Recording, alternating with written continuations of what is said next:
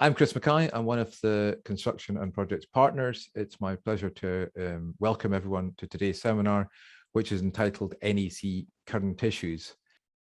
So today's NEC agenda, we're going to cover three very recent NEC court decisions, and separately, we're going to look at one clause in NEC 4, the NEC 4 contract, which is a new clause in that, and that's regarding final assessment.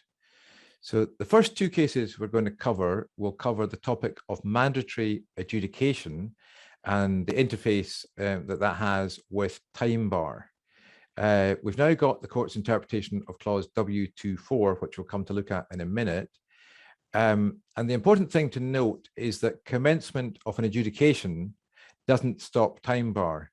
Only a commencement of a litigation or an arbitration stops time bar running. Those of you who are regular attenders at our seminars will know that the law of prescription or time bar is already in a bit of a mess from a pursuer viewpoint. Sometimes claims are lost even before a pursuer is aware of the real issues. So as we'll hear today, it's good news that further hurdles are not being erected by the courts to prevent pursuers bringing their claims. The third case we're going to deal with is the omission of work and the transfer of work to others when it's been omitted. And Andrew is going to consider a bespoke version of clause 14.3 of the NEC. The case also considers clause 10.1 or 10.2 as it now is in NEC 4 about acting in a spirit of mutual trust and cooperation. That's also categorized as acting in good faith. I'm going to cover the first two cases, and Andrew Little is going to cover the third case, and then he'll hand back to me to finish off with clause 53 of NEC 4 regarding final assessment. So let's take a look at the W24 clause, because it features in both of the cases that I'm going to talk about.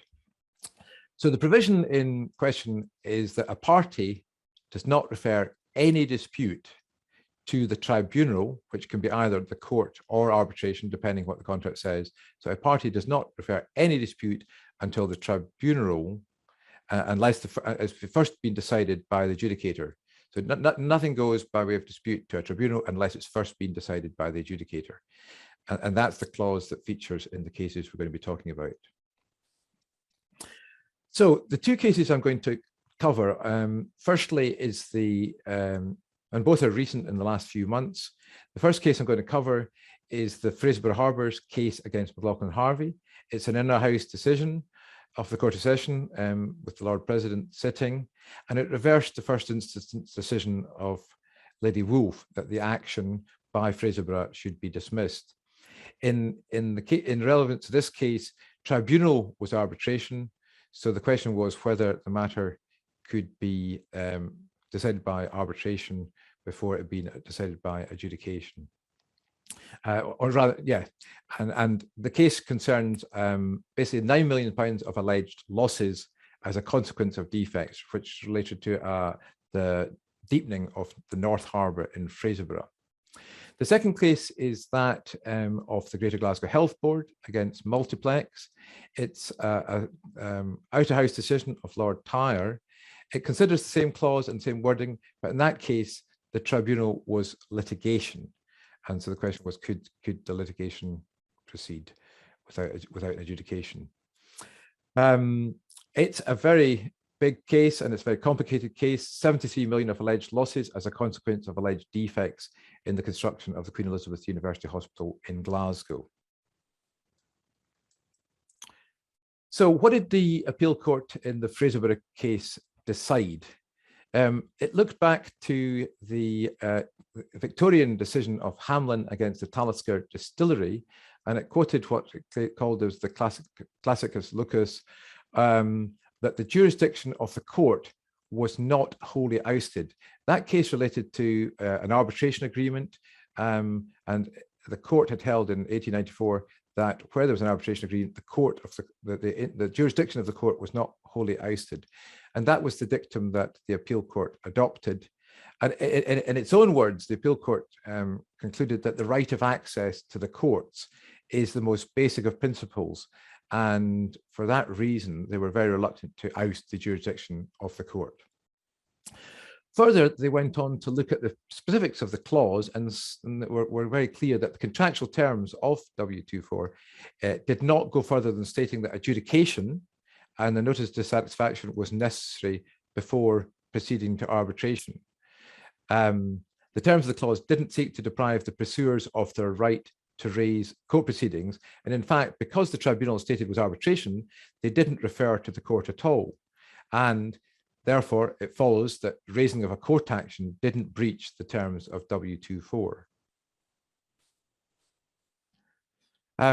What the court was not surprisingly clear on was, and that the court wasn't being asked to do this, the court wasn't going to engage in the merits of the dispute unless the agreed method of ADR failed to resolve the dispute. So if arbitration in the end of the day, for some reason, didn't resolve the dispute, then the courts would be willing to step back in. But until the arbitration tribunal had been allowed to run its course, the courts weren't going to get involved in the merits. Aside from that, aside from viewing the merits at this time, otherwise, the court's competence to hear the case wasn't in any way affected. So the good news for Fraserburgh was that the court's door was open for an action to prevent prescription, or for that matter, for any other interim remedies, such as interdict. Moreover, Section 10 of the Arbitration Scotland Act, it provides that on an application by a party to legal proceedings concerning any dispute, the court didn't have any option other than to sist. The court must sist the proceedings if there was an arbitration agreement covering the matter. Now, there clearly was an arbitration agreement that the contract provided that the tribunal was arbitration. Since there was such an agreement, then the court required to sist, or as they say in England, stay the action in terms of Section 10. So principally for two reasons the court came to the view it did: the application of the Arbitration Act of 2010 and the historic sort of precedent of the courts that the jurisdiction of the courts wasn't ousted. The multiplex decision is exactly on the same clause, and here Lord Tyre answers three questions that were put to him, slightly different questions that the pursuers were raising in seeking to challenge the court's ability to deal with things. The first question that the court had to answer was, did the dispute fall outside the scope of the clause W2? Now, to that end, the argument was made that the case was very, very complicated and the amounts involved were very large, and therefore, and it was a long time after completion, a good number of years after completion, so therefore the dispute was being characterized as being not suitable for adjudication. But this wasn't an argument that the court had any great sympathy with at all. And this is what Lord Tyre had to say, that in his view, the observations did not support the existence of any proposition that some disputes must be held in advance of a referral to adjudication to be too large or too complicated and or raised too long after completion. And for those of us who've been involved in adjudication for a long time, that's not really a surprising conclusion at all. Pretty much any kind of dispute with, can go to adjudication. There's only been, I think, one case, the White and Mackay case a number of years ago, where the courts weren't so sympathetic to it being dealt with for specific reasons, I think, in that case. The second question that the court was being asked to consider was the action, present action in that case, incompetent? Because if it was held to be incompetent, the pursuers were hoping that they'd be able to have the action dismissed and therefore prescription wouldn't have been broken.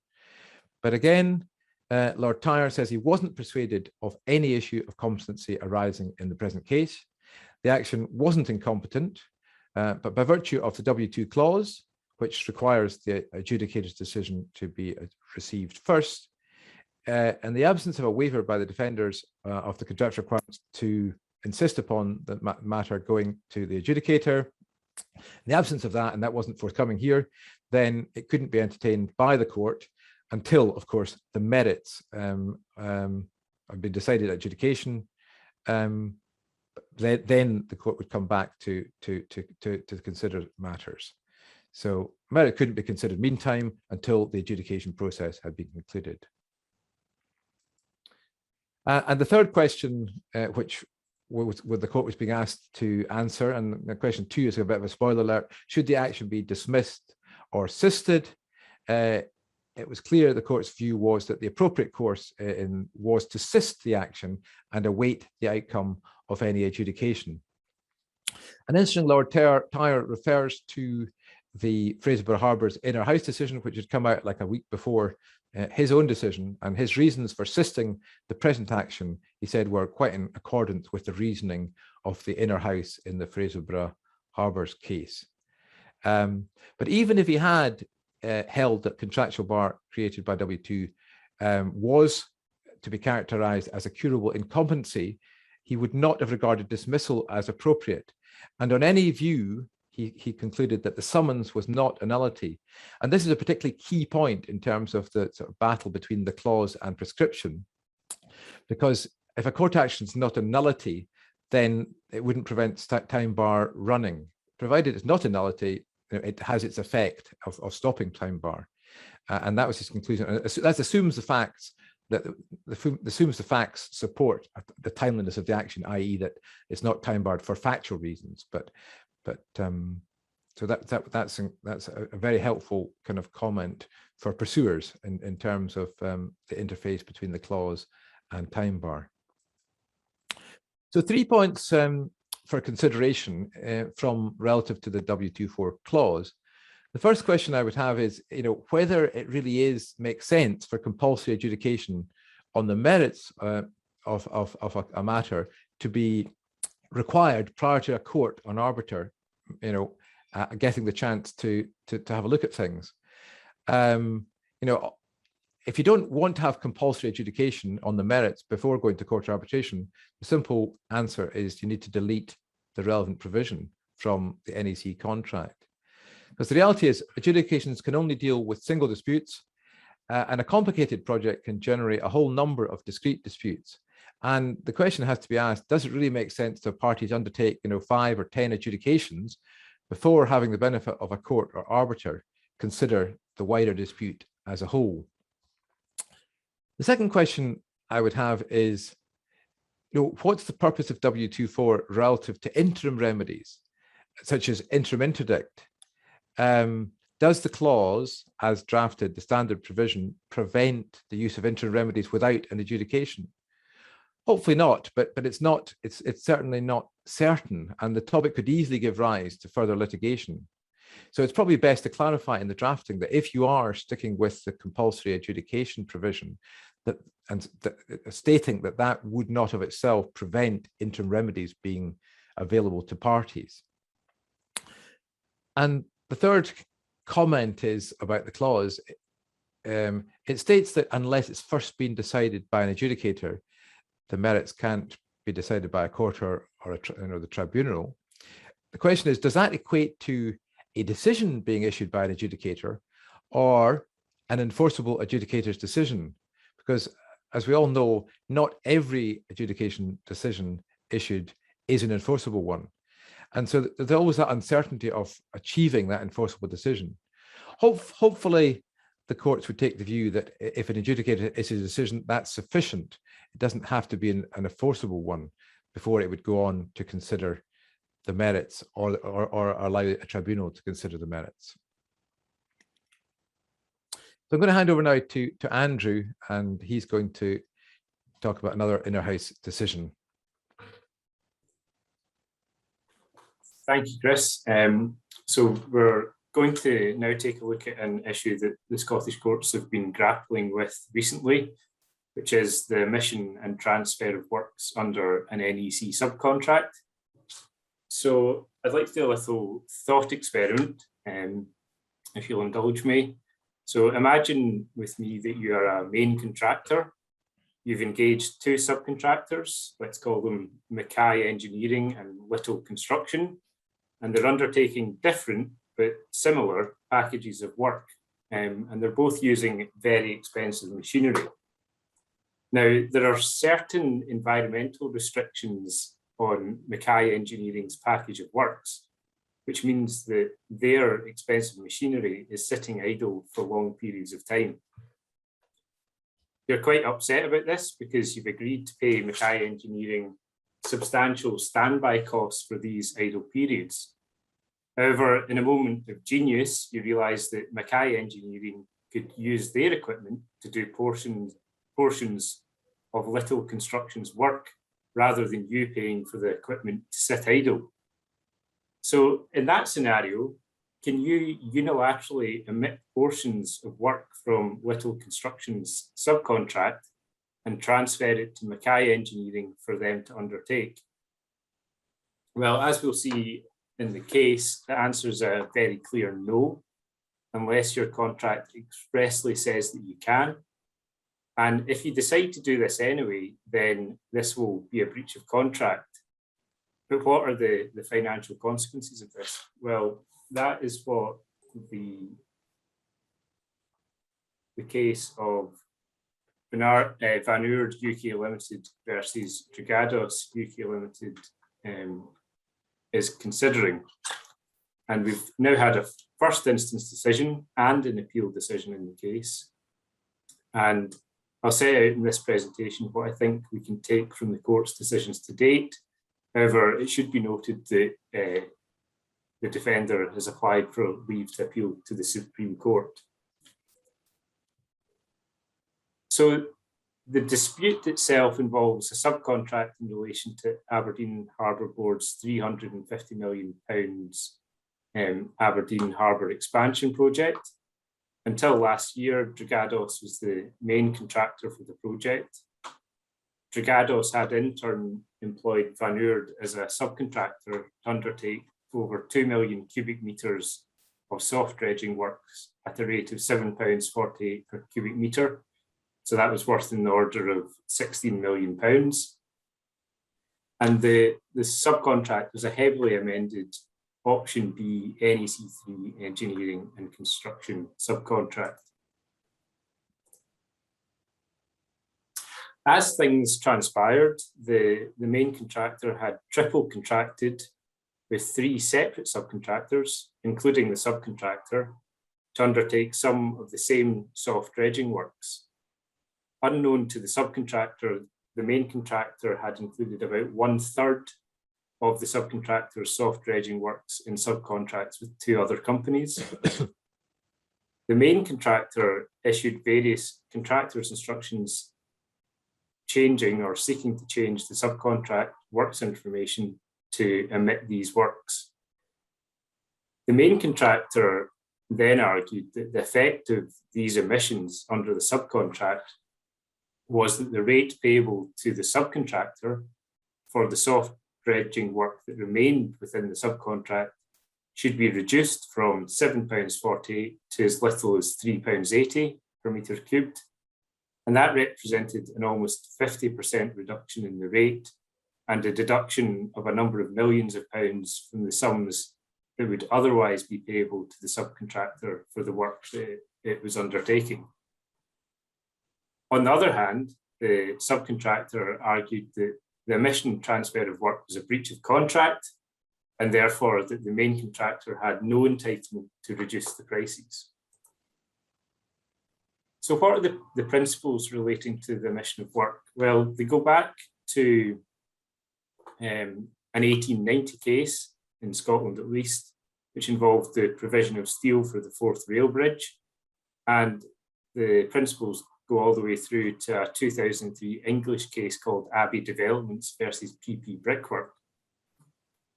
The first instance decision fully endorsed the principles set out in the Abbey Developments case, which are there on the slide. So a contractor not only has a duty to carry out contract works, but also a corresponding right to do so. Now, we all know that construction contracts contain variation or change clauses. These clauses need to be construed carefully so as not to deprive the contractor of its right to carry out the works. And this is the important bit. Clear words are needed if the employer is to be entitled to remove work from the contractor in order to have it done by somebody else. The employer's motive or reason for instructing the omission of works is irrelevant. So, for example, it's not relevant if the reason you're considering omitting works is because you perceive the subcontractor or contractor to be performing poorly. So in this case, in this subcontract, was there a contractual entitlement to omit and transfer work? Well, I've put the clause from the subcontract there. The clause was an amended clause 14.3 from the NEC standard form. The first sentence there, shown in purple, is the standard NEC clause. And you can see that it's in quite wide terms. It just says that the contractor can give an instruction changing the subcontract works information. But however, it does not expressly address the question of omission and transfer of works to another subcontractor. But the parties have clearly realised that, and they have inserted the second and third sentences, which are shown there. The second sentence reads, the contractor may, in the event that a corresponding instruction is issued by the project manager under clause 14.3 of the main contract only, also give an instruction to omit any other work, even if it is intended that such work will be executed by others. So the parties had clearly set out the extent to which the main contractor would be allowed to omit works and transfer them to another party. However, the parties had decided to restrict this right to one particular situation only, where a corresponding instruction was issued under the main contract. That was accepted to be a situation that did not apply in this case. So at first instance, Lord Tyre concluded that the main contractor did indeed have no contractual entitlement to omit and transfer works to another subcontractor, other than in the particular circumstances set out in the clause. And on that basis, Lord Tyre decided that the omission of the works was a breach of contract by the main contractor. So having found that there was, on the face of it, a breach of contract, Lord Tyre went on to consider what the financial consequences would be. And generally speaking, a breach would give rise to a right to pursue damages at common law. However, under an NEC subcontract, a breach of contract is a compensation event, and its financial consequences are to be assessed under reference to defined cost. And essentially, at least in this case, the defined cost of doing the remaining work would be less than the defined cost of doing all of the work, because the costs were time related, and it would obviously take less time for the subcontractor to do the lower amount of work. So the court had to consider which compensation event applied, and that's the first step. Was it a clause 61.1 compensation event for an instruction changing the subcontract works information, or was it a clause 61.18 compensation event for a breach of subcontract?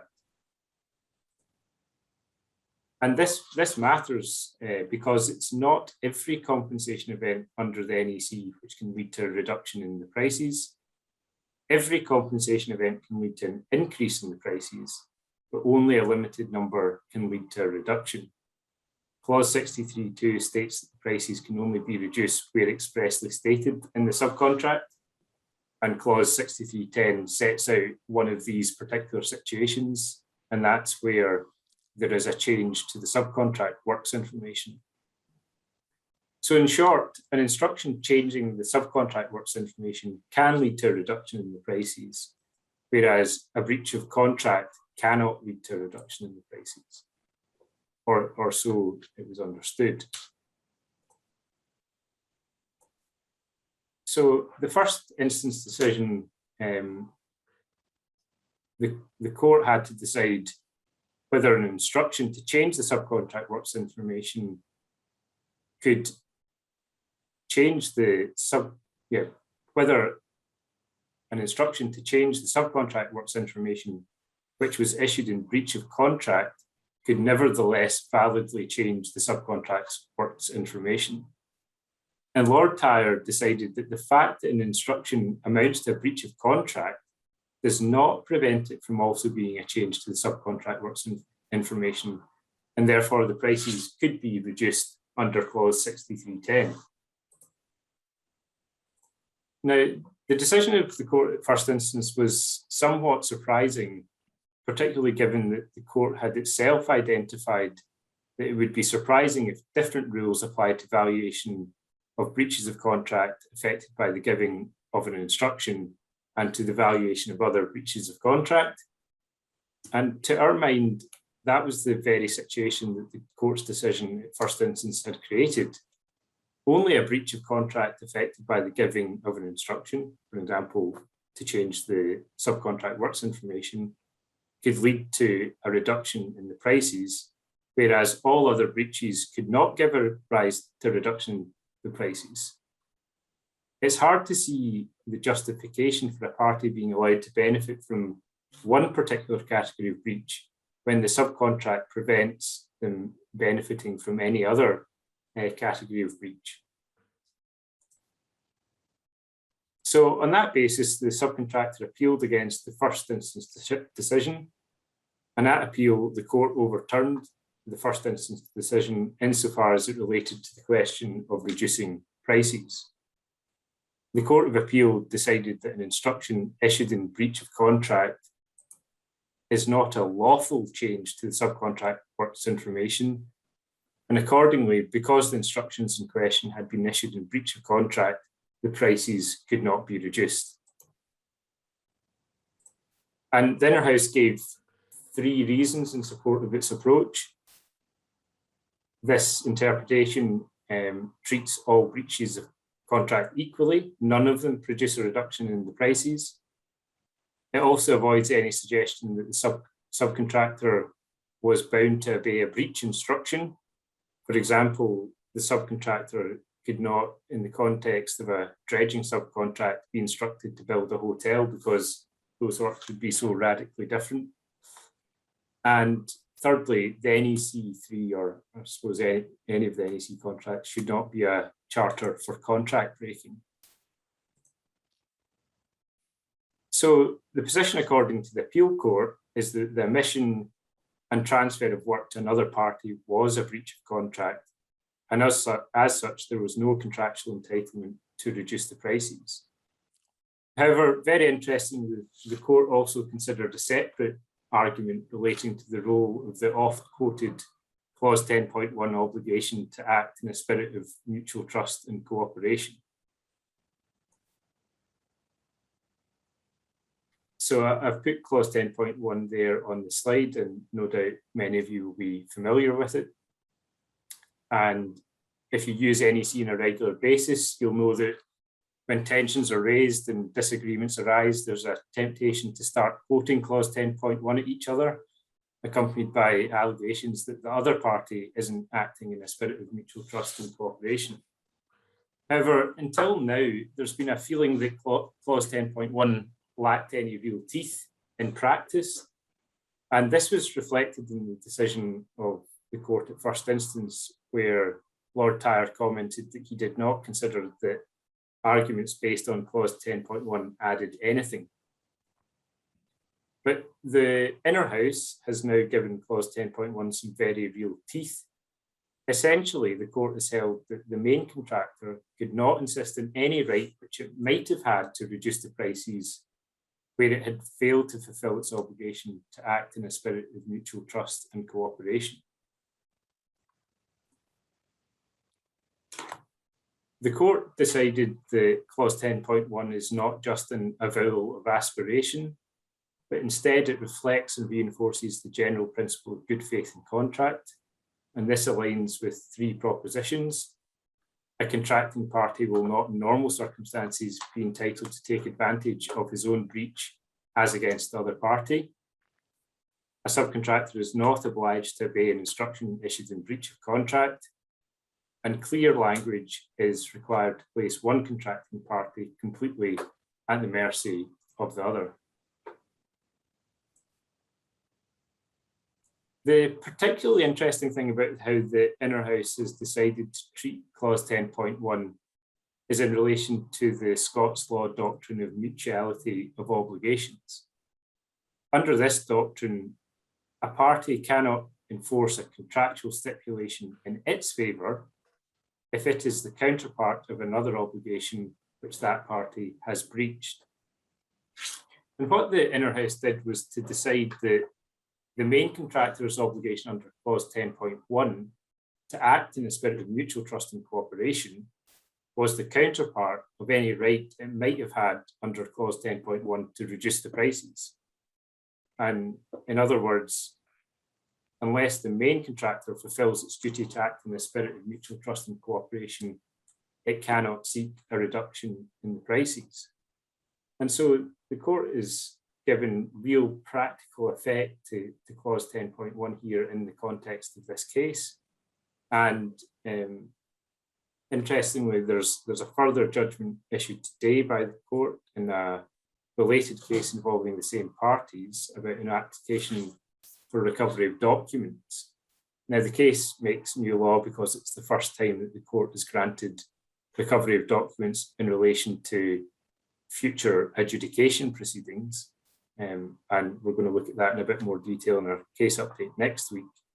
But part of the court's reasoning in deciding to order the production of documents in that case included the influence of clause 10.1 and the earlier Northern Ireland Housing Executive versus Healthy Buildings case. And the court was influenced in favour of disclosure due to the existence of clause 10.1. So we are seeing the courts, and the Scottish courts in particular, using clause 10.1 very practically. And in terms of the lessons that we can learn from this case, I think you need to be cautious when you're considering the omission and transfer of works. You need to use clear words in your contract to set out the extent of any right to omit and transfer work. And you need to carefully consider what the financial consequences of omissions of work generally, and I suppose in a situation where it's being passed to another contractor, what that's going to do financially. And as I've said, the clause 10.1, or in NEC 4, clause 10.2, obligation to act in the spirit of mutual trust and cooperation now has some real teeth. I suppose the questions are, will this influence behaviour in practice on the ground at a site level? Will parties now argue that other rights under the NEC are also counterparts of clause 10.1? For example, could a contractor enforce its rights in relation to payment for uncorrected defects under clause 45, where it has not fulfilled its duty to act in the spirit of mutual trust and cooperation? And will this decision be followed in the rest of the UK, where there is not such an emphasis on the mutuality of obligations? And with that, I'll hand back over to Chris, who's going to look at the final assessment provisions under NEC 4.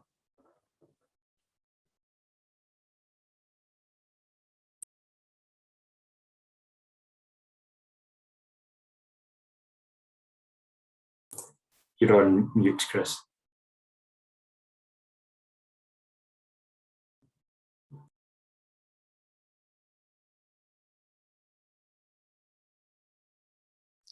There we go. I've unmuted myself. Thanks. So yes, this is a clause, clause 53, final assessment, which is new to NEC 4. To our knowledge, it's not yet been the subject of litigation, but I think we just have to wait. I think some might be coming down the track. Let's see. The clause in question is about final accounting. It's the first time NEC has included a mechanism. So let me just take you through what the mechanism is. The trigger for the final account mechanism is one of two events. So either 4 weeks after the issue of the defect certificate, and that's issued by the supervisor. Now, the defect certificate would normally be issued at the end of the defects period, and more often than not, that will be 52 weeks after completion. Of course, that's assuming that the contractor has made good all notified defects and that they've all been sorted and corrected in NEC parlance by then. So 4 weeks after the 52-week defects period, assuming that's what's been specified. That's when the assessment's to be made by the project manager, or alternatively, 13 weeks after the project manager issues a termination certificate. We've got a couple of cases just now where contracts have been terminated, and the focus is on the final assessment under NEC 3 in one case and under NEC 4 in the other. So in the NEC 4 one, the 13-week limit is of relevance. So what's the project manager to do within these time limits? He's got to make an assessment of the final amount due, and he's got to certify what the final payment due is, if any, not later than the above date. So that's either the 4 weeks post the defects period or 13 weeks post the termination date. And not surprisingly, he's also got to give the contractor details of how he has assessed the amount. So the question is, what happens if the project manager, a year on, has kind of lost interest in the job and forgets to do the assessment at the end of the defects period, or doesn't make sufficient progress after the termination of the contract? He's maybe busy with other stuff, sorting out getting someone else to complete the job. So if the project manager fails to make a timeous assessment, then the contractor is empowered to issue to the client his assessment, giving details of how he's assessed the final account. And if the project manager misses either of his time limits, then there's no time limit on the contractor doing that. If the client, of course, agrees with the assessment made by the contractor, life will be nice and easy, and the assessment falls to be paid 3 weeks later, or whatever the period specified in the contract is. But in what scenarios can the assessments be challenged? And this is where we kind of see a number of time bar traps lurking in clause 53. So the default position is that the assessments, if they've been made either by the project manager or the contractor, if they're issued timeously, and surprisingly, there's no time limit on the contractor doing his part, if the assessments have been made timeously, then they're conclusive evidence on the final amount due, unless either party takes one of the following actions. So, and if you do nothing, then they're going to become finally conclusive. That's not perhaps surprising, but here either party can take actions following the assessment, the implication being that all of them might be appropriate. The first part of the clause 53 sort of options to stop things becoming conclusive is referring a dispute about the final amount due to the senior representatives.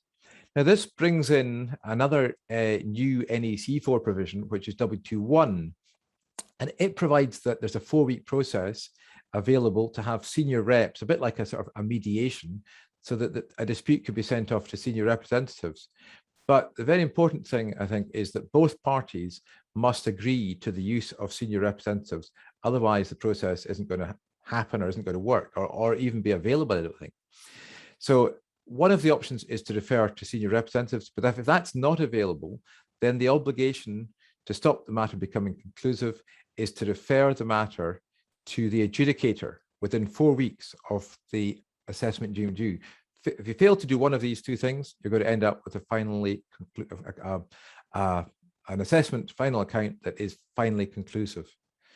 The second bullet only applies if you have the senior reps operating by agreement.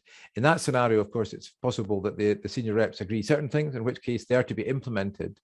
But those elements that of issues that have not been agreed amongst the senior reps, or when they should have produced their list of issues, which is a 3-week period, those issued would then fall to be, they're required to go to the adjudicator within 3 weeks.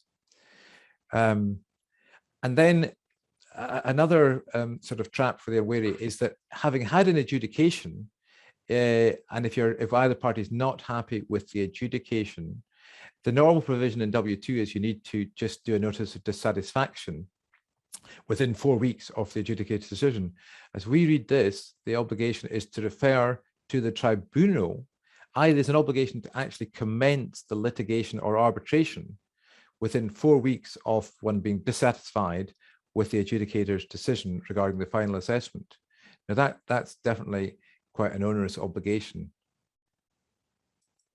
So points for consideration in terms of this new clause. It's been around, of course, in NEC 4 for a while, but most contracts that have probably applied it are only coming to either the end of the defects period, or some, of course, have been terminated. So points for consideration. For project managers to assess the final amount due within the 2 time limits, either whichever is applicable, the 4-week or the 13-week one. Tactically, a speedy assessment from the project manager will give the contractor less time to prepare, because the obligations about referring it to adjudication are 4 weeks from the assessment. So if it only takes 4 weeks, then the contractor is going to have to get its skates on.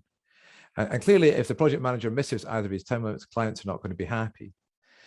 For contractors, I think that the message is that you always need to start preparing your final assessment if there's anything in dispute or it's contentious. You need to be preparing that as soon as possible, certainly in a termination scenario. And that's, of course, there's a lot going on in a termination scenario. But as soon as possible for termination, it makes sense for the contractor to be getting on preparing the assessment. Probably no harm in sharing some of the supporting evidence with the PM so that would influence the PM's assessment. Perhaps that's wishful thinking, but that's, but in any event, he needs to be preparing his own final assessment for the purposes of sending it to adjudication. And as I was mentioning before there's nothing to stop the PM getting his skates on, doing a 4-week assessment, and suddenly the contractor needs to be ready within 4 weeks after that date, rather than 4 weeks after the 13-week date. So, prepare early is the clear message. And what's not necessarily so obvious is that the senior rep determination that appears now in the W2 clause of NEC 4, it only proceeds it only can proceed with the consent of both parties. In other words, it can't proceed unless both parties are consenting. So that's clause 53, and I'm pretty confident that in due course we'll be seeing some litigation on it, because it's not the most straightforward, or it has at these